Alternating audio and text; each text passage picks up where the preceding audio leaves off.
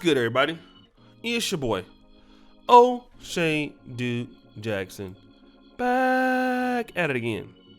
Another episode of The Celebrity Jump.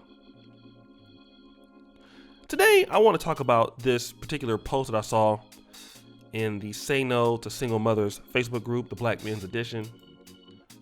They talk about this post. It's getting a lot of traction, a lot of comments. And there's a post where my sister will blur the faces out a little bit.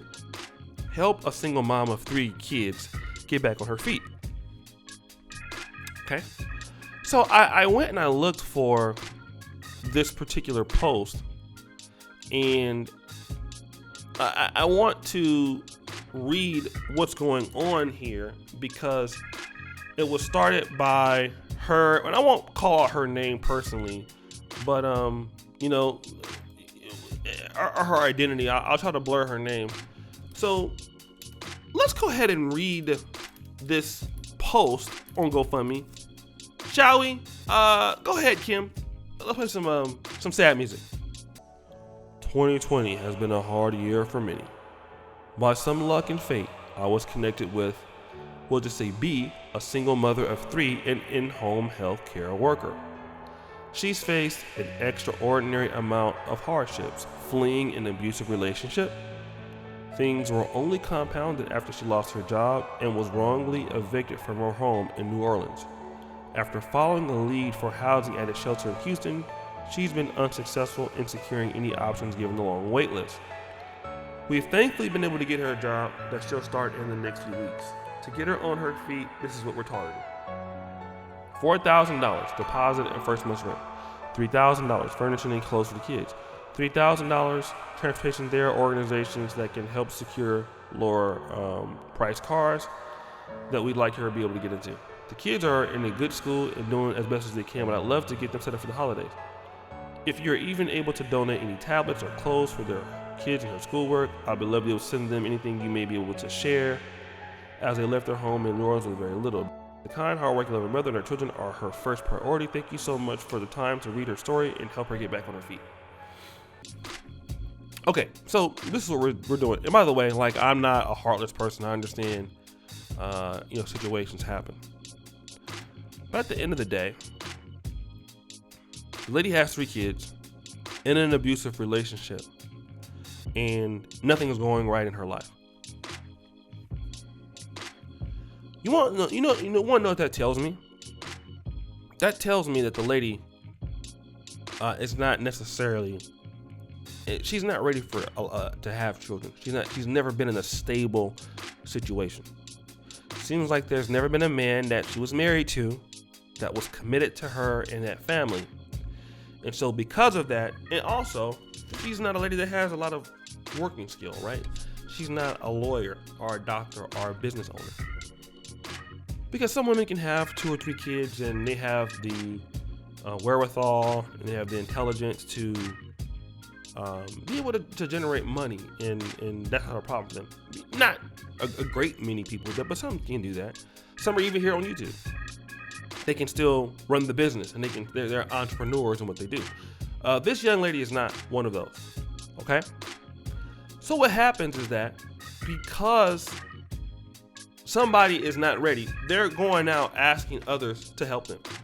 And when Boyce Watkins talks about, you shouldn't discriminate on single moms, there are single moms that come close to situations like this more often than people want to talk about it. Because the epitome of a single mother is that, they're like Christ-like in the Black community, they can do no wrong. These sorts of things that you typically hear. But the reality of it is that many times, you see things like this. Guys who have come from the Black community, people like this. They're never stable. They're getting evicted from place to place. They're losing their job. This is something that's typical. All right. And the question is that nobody will say that, this is a deadbeat. This woman could be, the equivalent of a deadbeat dad. Because, yeah, she's in the kid's life, but she hasn't prepared anything for these children. Okay? She's had these children and brought them into the world, and she can't do anything for them. These children are going to suffer. They're unstable. She couldn't pick the right man. No, see, no one will say that. But what people will do is they will blame the baby's daddy or baby's daddies that she had the kids with. And then they will say, well, it's his fault. It's the reason why. But the thing about it is this, when are we going to tell our people is that, hey, before you have children, where's your skill? Okay? And I'm not hating on in-home healthcare workers or something like that. But do you understand, like, being an in-home healthcare worker in New Orleans, as a single person, you're probably not going to be able to pay for yourself as much. All right? If you're in New Orleans, you don't have the skill set to really take care of yourself. You probably can't take care of another person. See, if we say stuff like this, then we're wrong. But if you're a woman and you know that you're probably not going to be with the guy, okay, obviously there's some problem in picking guys that's going to stay in a relationship, then maybe what needs to happen, dear, is before you have kids, where is your certifications at? How much money do you have to give these kids a shot? Okay? Not just having babies because you want to have them and you want somebody to love you. No. Have you thought about, I want to bring my kids and set my children up. Rich people, whether you're white, black, or whatever, before they have kids, they've already figured this out. How much money are we going to have saved? Okay? How much money, where can we live? What chances do we give our children to go to the best schools? Before we do that, let's give our children the best plans, the opportunity. No, we don't. But when people just go ahead and they don't plan for everything, then what happens is they become the burden of society. And that is what we're seeing, unfortunately, in Black America. And there are many Black women and Black men who both feel like this, because you have both Black women who are not having children, who are trying to make a way for themselves, all right, who feel obligated to stand up for people who are making decisions that are not smart. Same thing with Black men. And then it increases the taxpayers' money. Okay? Then you got to come to GoFundMe and people spend their money, which they could have spent investing the money in the stock market, getting a return.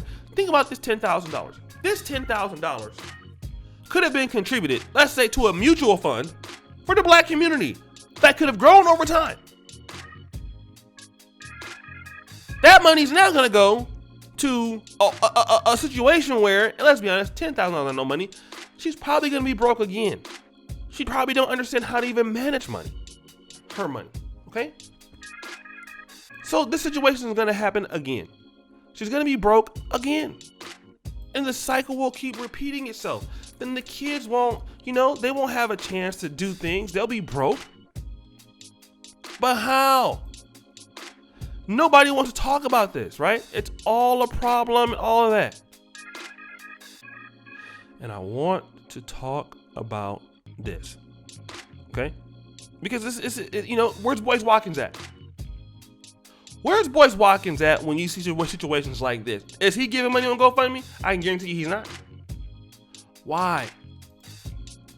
Because for many times that people in the Black community do this and do that, the money is usually wasted. And as far as getting back on your feet, why were you off your feet in the first place? Like, it's nobody's fault that you're off your feet. Okay? It's not people's responsibility to take care of you. You had those kids. No one else was in the room. You need to take care of yourself. You're an adult, right? But you can't tell people this because they get offended, they get butthurt. But it's not her fault. It's not anyone's fault. She should be responsible enough to have those kids, take care of those kids, provide for those kids. You want to do this by yourself? Cool. Don't ask for help. Many men every day are out here in the world that need help. Guess what? They can't get it. Why? They have to suck it up. But we have to have compassion for people who make bad decisions. And it's not fair to men or women who have worked, who have done the hard things they're supposed to do, and have to come out there and try to help people? Why? You know how many women that work hard in this country, that do the right things, and they can't get any help? Why are they punished? Well, guys, what do you think? It's your boy, O'Shea Duke Jackson, back at it again with another episode of The Celebrity Junk. I really appreciate you all that you do. Subscribe with the bell. Check out the first comment at the top. And as you know, the buffoonery remains at an all-time high. I'm out.